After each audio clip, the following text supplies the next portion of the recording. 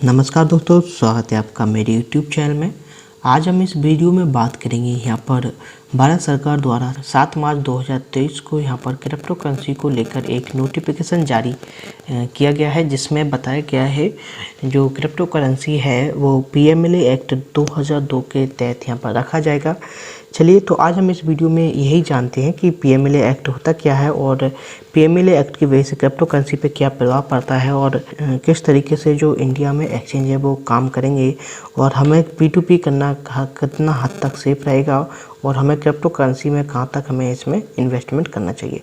चलिए, without wasting time हम video को यहाँ से स्टार्ट करते हैं।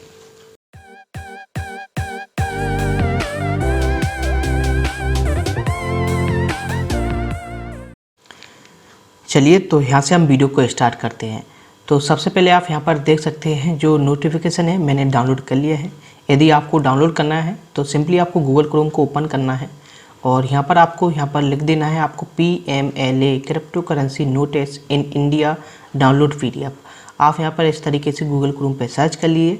सर्च करने के बाद जो पहली लिंक आए उस लिंक पे आपको क्लिक कर देना है और आपका जो नोटिफिकेशन है डाउनलोड इस तरीके से हम कर सकते हैं। यहाँ पर नोटिफिकेशन में बताया गया है exchange between virtual digital assets and fiat currency. यदि कोई भी एक्सचेंज जो भारत में काम करता है, यदि उसे भारत में काम करना है और जो भी डिजिटल करेंसी को फिएट करेंसी में बदलता है, मतलब INR में बदलता है, जो एक्सचेंज पर कस्टमर का रजिस्ट्रेशन है उस कस्टमर की यहाँ पर KYC होना अनिवार्य है, तभी वो यहाँ पर P2P कर पाएगा।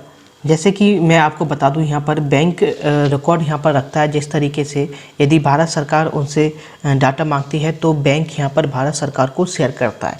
सेम इसी तरीके से एक्सचेंज को भी अपने पास रिकॉर्ड रखना होगा कि किस व्यक्ति ने कितने रुपए का यहाँ पर P2P ऑर्डर किया है। यदि यहाँ पर कोई भी सस्पिशियस एक्टिविटी दिखाई देती है तो भारत सरकार वहाँ पर एक्सचेंज से बात करेगा और एक्सचेंज के करने के बाद KYC के माध्यम से उस कस्टमर के पास पहुँच सकता है।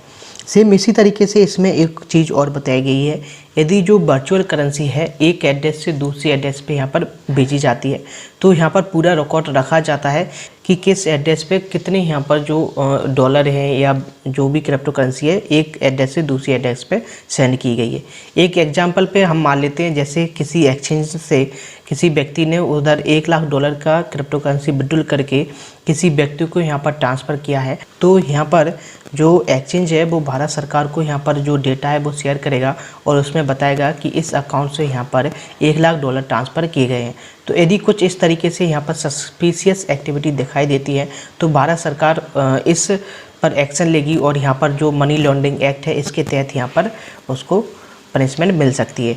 यदि आप यहाँ पर जो पैसा है वो सेफ़ तरीके से आप यहाँ पर ट्रेडिंग करके आप यहाँ पर कमा रहे हैं या कहीं पे इन्वेस्टमेंट करके आप यहाँ पर रिटर्न कर रहे हैं तो इस तरीके से यहाँ पर जो पैसा है आपका लीगल है। यदि आप इसमें इलीगल तरीके से क्रिप्टो करेंसी का लेन देन करते हैं तो यहाँ पर जो एक्ट है वो आप पर लागू होगा। यदि आप यहाँ पर सेफ तरीके से रहते हैं तो आपको यहाँ पर डरने वाली बात नहीं है, तो आप यहाँ पर बिंदास होकर काम कर सकते हो, कोई भी दिक्कत नहीं है। अब यहाँ पर हम तीसरे पॉइंट की बात करते हैं, transfer of virtual digital assets. जैसे जो टेस्ट वॉलेट हो गया या मेटामास्क हो गया, तो हम क्या करते हैं एक एड्रेस से दूसरे एड्रेस पे क्रिप्टो करेंसी सेंड करते हैं। तो यहाँ पर तो जो ब्लॉकचेन है उस पर यहाँ पर एड्रेस टू एड्रेस ट्रेस हो जाता है कि किस एड्रेस पे कितनी क्रिप्टो करेंसी सेंड हो गई, मगर एड्रेस से यहाँ पर ओनर का पता नहीं चलता है कि कौन ओनर है, किस व्यक्ति ने यहाँ पर जो क्रिप्टो करेंसी सेंड की है।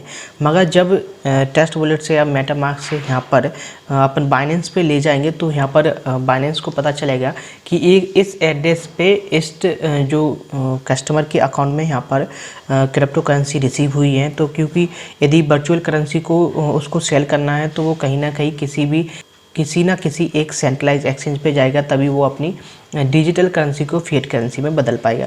तो जो भी रिकॉर्ड है यहाँ पर एक्सचेंज को यहाँ पर रखना होगा और प्लस में जो भी यहाँ पर बाइनेंस पे ट्रेडिंग करता है, किसी भी एक्सचेंज पे ट्रेडिंग करता है, तो यहाँ पर सभी कस्टमर की KYC होना अनिवार्य है। जिस तरीके से आप देख सकते हैं बैंक के पास यहाँ पर रिकॉर्ड होता है कि हमारे बैंक अकाउंट में किसने अकाउंट ओपन किया है, कितने पैसे का यहाँ पर लेन देन होता है। सेम इसी तरीके से एक्सचेंज को भी रिकॉर्ड रखना होगा और अपने कस्टमर की KYC करना होगा। आई होप जो भी मैंने इस वीडियो के माध्यम से आपको बताया वो सही तरीके से समझ में आ गया होगा। यदि अब भी आपके मन में डाउट है तो आप मेरे को कमेंट करके पूछ सकते हैं, और आपको यहाँ पर क्या लगता है क्रिप्टो करेंसी का भविष्य क्या होगा, आप मेरे को कमेंट करके बता सकते हैं। इस वीडियो को देखने के लिए आपका बहुत बहुत धन्यवाद। इस वीडियो को अपने दोस्तों के साथ शेयर जरूर करें। Thanks for watching us.